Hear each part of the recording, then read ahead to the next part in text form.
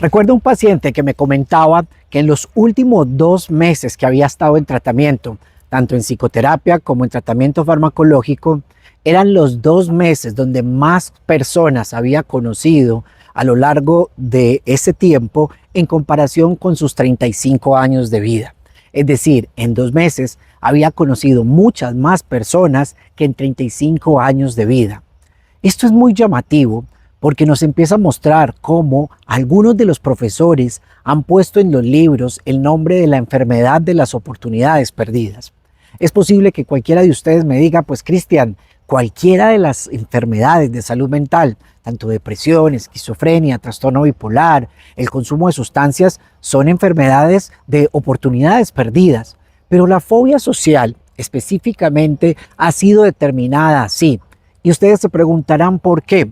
Por la simple y llana razón de que la persona, así tenga todas las habilidades, todo el entrenamiento, tenga todo el conocimiento y la sabiduría, cuando está en una situación de interacción social, es decir, donde otra persona pueda estar evaluándole o pueda estar en función del escrutinio o pueda estar criticándole o comportándose y sienta que se está comportando de una manera inadecuada, puede bloquear completamente todo ese conocimiento y esa sabiduría.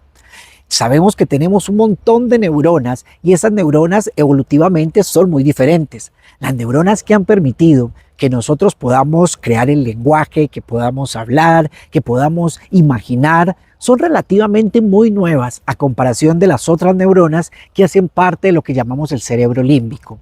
Y en ese cerebro límbico yo les he explicado que hay una estructura cerebral, o mejor, un par de estructuras cerebrales que llamamos las amígdalas cerebrales, que nosotros la tenemos en la parte del temporal y que es así como si fuera una almendra o un maní. Y allí están un montón de neuronas que están como los sensores infrarrojos constantemente pendientes de que haya una situación de alto riesgo.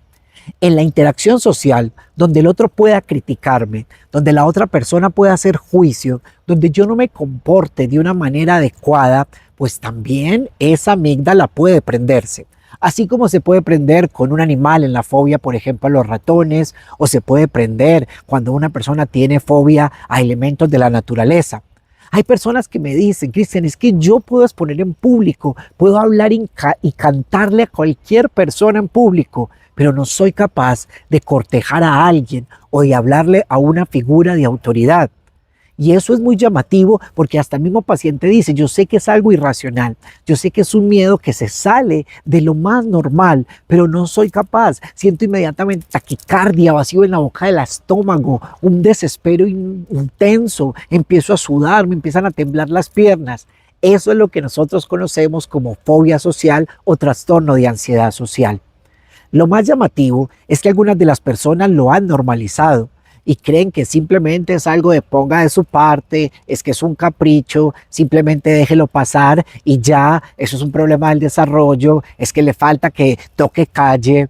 Y yo les voy a hacer aquí unas preguntas y quiero que ustedes de una manera práctica, sencilla, utilizando una escala subjetiva de 0 a 100, me digan realmente en esas situaciones sociales qué tanta ansiedad o miedo les da para que podamos identificar si realmente ustedes pueden tener algún elemento de fobia social.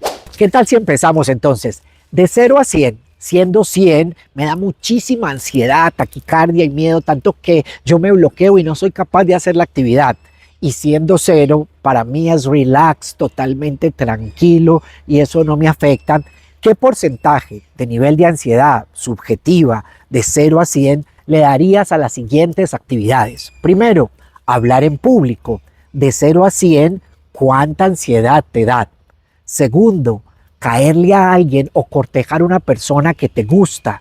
De 0 a 100, ¿cuánta ansiedad te da? Hay personas que me dicen, en la vida lo pienso, si no hubiera sido porque mi esposo o mi pareja fue quien me cortejó, yo creo que me hubiera quedado soltera o soltero toda la vida. Y se ha normalizado ese elemento. Tercero, poder hablarle a una figura de autoridad, ya sea que esa figura de autoridad pueda ser religiosa, política, desde el punto de vista de un policía, de un agente de tránsito, un profesor o una persona que tenga un nivel de conocimiento superior.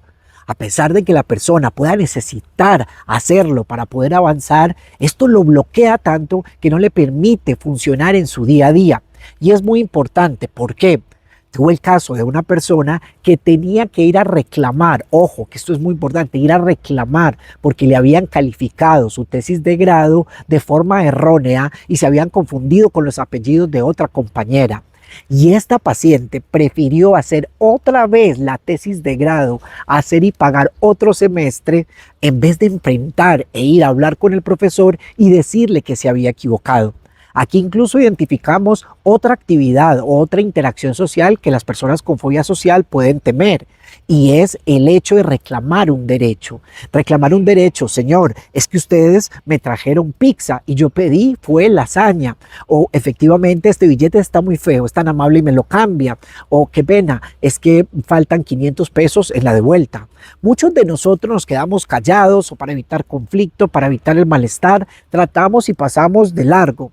Pero esto se puede volver en un momento muy bochornoso para la persona, tan bochornoso y tan catastrófico que la persona lo evita a toda costa. Esa palabra bochornosa, esa palabra de estar en una situación incómoda, esa palabra de no saber cómo manejar la situación, es parte de lo que el sujeto teme. Hace una catástrofe y piensa que esa reacción emocional que va a tener la va a llevar de una manera muy inadecuada. Inmediatamente tiene una reacción en el cuerpo que reafirma que es poco competente para sobrellevar esa situación. Y hace un círculo vicioso, o lo que llamaríamos nosotros la autoprofecía cumplida.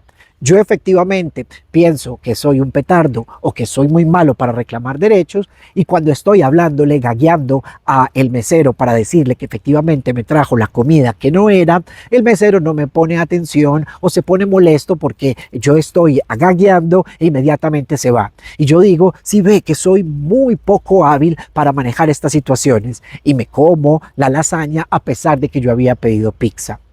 Hay otras situaciones sociales que las personas no asocian normalmente con la fobia social, como utilizar un baño público. Sí, las personas piensan mucho qué van a decir, van a escuchar algo, se van a desarrollar algunos olores, me voy a demorar mucho, qué incomodidad, las personas van a sentir que me pasé, que de pronto el tiempo es inadecuado. Utilizar un orinal. Ser observados mientras caminamos, ser observados mientras comemos, ser observados mientras hablamos por teléfono. Siempre recuerdo un estudiante que era muy bueno y hacía las evoluciones muy bien de los pacientes. Cuando yo llegaba para que me presentaran los pacientes, yo me hacía un ratico, unos 10 segundos detrás de él, y le decía, dale, tranquilo, termina que yo te espero acá. Y en esos 10 segundos él tecleaba y ponía unas cosas que yo ni siquiera podía identificar qué palabras eran. Yo lograba identificar que lo bloqueaba, lo ponía ansioso, me iba 10 minutos y cuando llegaba ya había pasado la ronda de todo el piso. Entonces ahí este paciente o esta persona o este estudiante tenía una fobia social en una situación específica: ser observado mientras estaba escribiendo. Ser observado mientras camino, y una paciente que me decía, yo en el descanso no me paro hasta que se pare la última persona, y puede durar todo el tiempo sentada, así suene la alarma, así llegue tarde a clase, porque yo siento que las personas me están observando, que yo estoy caminando inadecuada, apenas me caiga, apenas haga el ridículo, apenas se rían de mí, yo siento que los ojos de todas las personas están sobre mí. Hay situaciones que son también muy difíciles, pero que todos las tenemos que enfrentar, como por ejemplo hablar un idioma extranjero cuando lo estamos aprendiendo, hablarle a un desconocido en una situación o en un ambiente donde efectivamente pues es necesario. Pero tengo personas que pueden durar 3 horas perdidos en el centro de una ciudad como turistas y evitan, incluso hablando el mismo idioma, molestar a alguien, preguntarle a alguien por la reacción que posiblemente esa persona va a tener. Hay algunas otras situaciones, como ser entrevistado o estar en una entrevista laboral, o que me estén interrogando, o hablar a una persona que es desconocida. Todo esto son un montón de situaciones sociales que hay veces cuando nos ponemos a preguntar decimos, wow, a mí me da ansiedad, pero a pesar de la ansiedad, del temor y del malestar, pues lo hago porque lo necesito hacer. Muchos de los pacientes con fobia social están bloqueados, están encerrados, e incluso muchas veces está un subregistro en este diagnóstico porque las personas con fobia social no salen de sus casas. Recuerdo el caso de un muchacho de 28 años que llevaba 2 años encerrado en su habitación, le daba mucha vergüenza y mucha pena incluso salir ante algunas otras personas de la familia, como el novio de su hermana o cuando llegaba a cualquier domicilio, y se bañaba en la madrugada y todo el tiempo había ajustado toda una vida en función de estar en la vida digital, de interactuar muy poco con las personas y nunca tenía un contacto ojo a ojo. Empezamos el tratamiento con técnicas muy sencillas desde el punto de vista de los cambios de pensamiento, de las terapias de exposición progresiva, del tratamiento farmacológico. Incluso recuerdo en ese caso se empezó con escitalopram y el paciente a los 2 meses había hecho un cambio brutal. No solamente porque su ansiedad había bajado, sino que había empezado a experimentar que era habilidoso para algunas cosas y que en la medida que iba aprendiéndolas se iba haciendo una espiral de florecimiento, que es lo que hemos hablado en depresión. Aquí podríamos decir que es una espiral de seguridad o una espiral de autoconfianza. Eso se los voy a explicar a continuación, donde vamos a decir, ok, ya entiendo más o menos qué es la timidez. Ya puedo identificar que la timidez extrema o la fobia social puede estar enfocada no solamente en la típica exposición en público o hablar frente a una cámara. Ya sé que hay unas situaciones sociales que tengo que evaluar y de 0 a 100 mi situación puede llevarme a muchísima ansiedad o a nada de ansiedad. Si esa ansiedad posiblemente pasa por encima del 50 o me bloquea tanto en el día a día, es posible que yo necesite buscar ayuda. Y de eso te voy a hablar en esta última parte del video. Yo me considero un cazador de fondos y este fondo me encanta. Ahora, con este fondo vamos a aprender sobre cuáles son esas habilidades que normalmente un paciente tiene que aprender, o por lo menos que tiene que tener en mente cuando empieza un tratamiento. Ya sabemos que su mente le va a engañar y que va a sentir que es muy embarazoso y que no sabe sobrellevar una situación. A partir de ahí le va a lanzar un montón de pensamientos que son pensamientos automáticos, un montón de pensamientos que van a decir que soy un petardo, que no me sé comportar, que lo mejor es esconderme, pasar desapercibido, utilizar una chompa, no salir del apartamento, un montón de cosas que han sido reforzadas y alimentadas durante todos esos años. Tranqui, que yo sé que esos pensamientos van a seguir apareciendo. Yo necesito que la persona, en la medida que se vaya exponiendo a una situación, vaya quietando la reacción de su cuerpo de tal manera que vaya aprendiendo de que esa situación, por ejemplo, que alguien le hable y no le conozca, o que tenga que hablar un idioma extranjero a pesar de que lo está desarrollando, o que tenga que ir a tocar la puerta de una figura de autoridad para ponerle un tema en cuestión, como es, por ejemplo, con su jefe, que esa situación no es una situación tan catastrófica, que lo que se siente en el cuerpo, la sudoración, ver que tiene vetas o un montón de brotes en la piel o urticaria, sentir que se está deshidratando en el sudor, que tiene temblor, que las piernas le están fallando, que gaguea, que tiene un montón de síntomas ansiosos, que eso es normal que muchos humanos lo tengamos, sino que en su caso está un poquito más aumentado. Lo que empezamos a hacer entonces con la terapia de exposición de forma progresiva es mostrarle al cuerpo que ese ambiente no es un ambiente peligroso, que ese ambiente es un ambiente seguro, pero que en ese ambiente necesito de a poquito ir pasando y exponiéndome, pero no inundarme y meterme inmediatamente en toda la situación. Este es uno de los errores más grandes que veo en las familias o incluso en los terapeutas, donde muchas veces dicen, ok, para vencer el miedo a hablar en público, por favor, cuando estén en una reunión familiar, pónganlo o pónganla a hablar o pónganla en el karaoke y que él sea el centro de atención. La gente cree que va a vencer el miedo porque se haga inundación. Si yo tengo fobia a los ratones y me meten en una pieza con un montón de ratones, es posible que haga un ataque de pánico, lo que haga es que refuerce el miedo, se vuelva una cosa horrible, asquerosa, aversiva y finalmente no vencí el miedo. Cuando hacemos la terapia de exposición de forma progresiva, más que permitirle al cuerpo a que se vaya adaptando a la situación, es que vuelva a condicionar que ese ambiente no tiene una respuesta de tanta sobrecarga, sino que ese ambiente tiene una respuesta o está asociado con una forma más tranquila de manifestarse en el cuerpo. Y eso se logra por medio del aprendizaje. Por eso se llama terapia de exposición progresiva y sistemática. Muchas veces tenemos que indagar mucho para poder entender cuál es el elemento fóbico o el elemento que le genera mayor ansiedad al paciente. Ustedes dirían, no, es hablar en público, pero puede que cuando yo me vaya a escarbar me dé cuenta que no es hablar en público, sino ser observado mientras estoy subiendo las escalas hacia la parte más arriba del auditorio. Apenas me caiga, es que ellos ven cómo camino, me tiemblan las piernas. Puede que hablar en público no sea el elemento fóbico que tenga la persona. Importantísimo poder identificar cuáles son las creencias que el sujeto tiene sobre su desempeño, porque las personas tienen una idealización de que las otras personas tienen un desempeño muy bueno y que yo tengo un desempeño perverso. Y tienen también un sesgo a la hora de poner atención. Y esto es muy importante.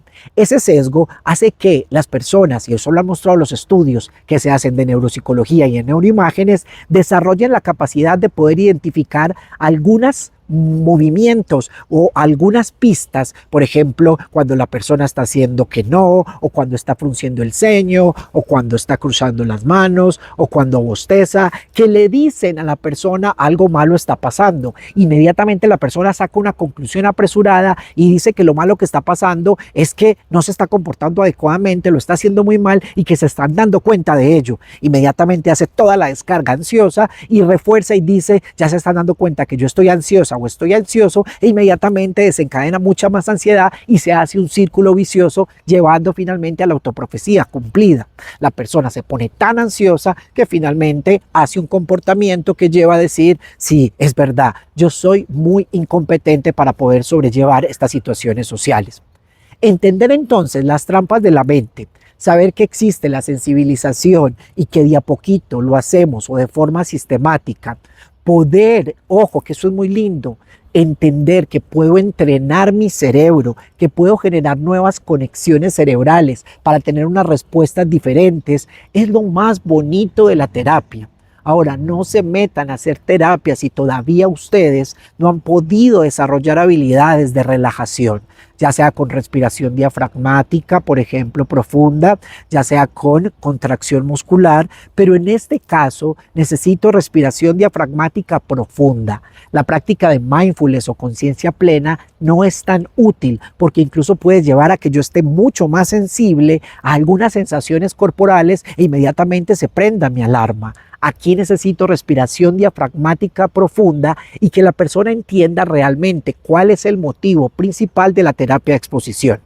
El foco que nos puede llevar a decir, tú te vas a exponer a esta situación o a esta otra situación, lo vamos a escoger con el paciente en la medida que podemos identificar si la fobia social es solamente en una situación específica, como por ejemplo cortejar a alguien, o si es tan generalizada que puede incluir 1, 2, 3, 4, 5, 6, hasta 7 situaciones diferentes. Por eso es tan útil poder darle al paciente la posibilidad de que le dé un porcentaje o una escala subjetiva de ansiedad a cada una de las situaciones y que se pueda medir eso antes, durante y después de la terapia de exposición. Algunos de ustedes solamente con el hecho de que yo les hable de terapia de exposición ya empiezan con taquicardia. No se preocupen. Este video es un video que les está explicando todo el contexto para que entiendan la psicología de lo que ocurre detrás de este miedo, ya sea porque tienes un familiar o porque tú también lo estás sufriendo. Pero no quiero que te angusties, tómate tu tiempo, identificar las trampas de la mente, saber cómo responde mi cuerpo y darme cuenta de algo, que la evitación alimenta la ansiedad. Repito, la evitación alimenta la ansiedad. Entre más yo evite una situación, como exponer en público, entre más evite preguntarle a las personas, entre más evite estar en contacto con las personas que me encuentro en la universidad, más voy a perpetuar la ansiedad. Porque cuando yo lo evito, inmediatamente el cuerpo baja la tensión. Y al bajar la tensión dice, ay, si ve que efectivamente eso es tan peligroso que se siente muy bien cuando no estoy en contacto con ello. Esto es muy importante porque la evitación es la que alimenta finalmente la ansiedad. Ahora, tenemos medicamentos que también son muy útiles, que no generan dependencia y que nos ayudan a modular ese sistema de alarma cuando muchas veces lo tenemos tan prendido. Y podemos modular el sistema de alarma por la ruta de la serotonina, por la ruta de la noradrenalina. Los más comunes son por la ruta de la serotonina, en los cuales nosotros, medicamentos como fluoxetina, sertralina, escitalopram, paroxetina, fluvoxamina, venlafaxina, que es más por serotonina y noradrenalina, el paciente se las empezamos y más o menos entre la tercera y la cuarta semana vemos que su reactividad emocional disminuye y eso nos facilita mucho todo el proceso de terapia para que la persona pueda desarrollar habilidades no solamente sociales, sino que no caigan las trampas de la mente cuando está evaluando una interacción social.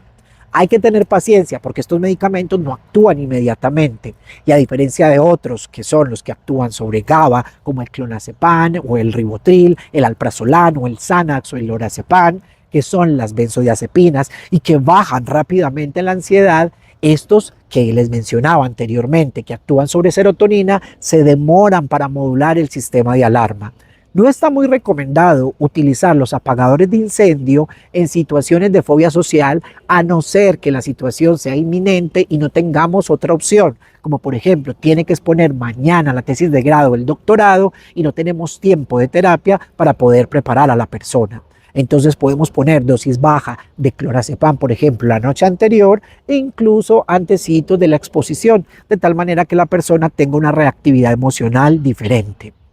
Es lindo poder darse cuenta también que nosotros muchas veces tenemos sustancias de seguridad donde tomamos licor antes de para bajar la ansiedad, donde tomamos unas cervezas o aguardiente o cualquier otra sustancia para destensionarme y facilitar la socialización, o también uso de marihuana, vapeo que puede tener cannabis y finalmente desarrollamos una dependencia.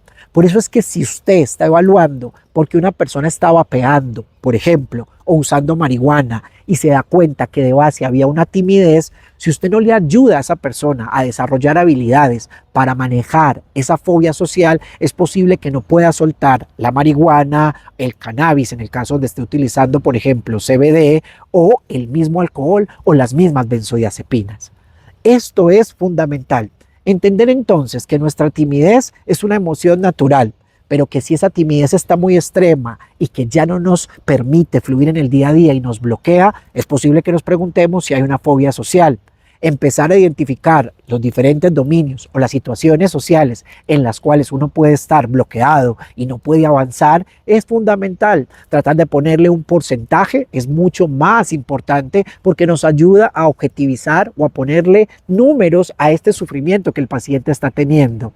Y creer que la terapia conjunta, tanto psicoterapia como la terapia farmacológica, nos pueden ayudar muchísimo es algo básico. Algunas personas, más o menos entre un 30 o un 50%, pueden responder muy bien con una psicoterapia de alta calidad, semanal, donde se les dedique 45 minutos o una hora y media semanal y se dejen algunas tareas. Pero realmente tenemos pacientes con ansiedad moderada o ansiedad severa que por más de que hagamos la mejor terapia, por más de que dejemos tareas, su sistema de reactividad está tan intensa, sus pensamientos automáticos están tan ansiosos que nos toca poner tratamiento farmacológico para poder trabajar después los elementos que están apareciendo en la mente. Muchas veces he dicho que en algunas personas los medicamentos nos ayudan a que haya sujeto para trabajar la subjetividad. Eso significa que hay con quien pueda yo trabajar porque me escucha, es capaz de poner en práctica y logro resultados. Muchas veces la ansiedad es tan fuerte que no permite hacer eso y es ahí donde muchas veces necesito ayudadores y reguladores o moduladores de ansiedad. Ojalá este episodio de En Calma con Cristian Vargas te ayude a ti. Mándaselo a alguien que lo necesite, que creas que tú puedas entregárselo como un regalo. Si tienes dudas o preguntas, ponlo aquí en los comentarios, que con gusto los voy a responder. Y también recuerda que en Cristian Vargas Upegui en Instagram tenemos una interacción constante con el canal Calma y con todo el material y todas las actividades para que puedas cultivar la serenidad. Allá donde estés, en el día, en la noche, donde me estés viendo, que tengas un día y una noche en calma. ¡Chao!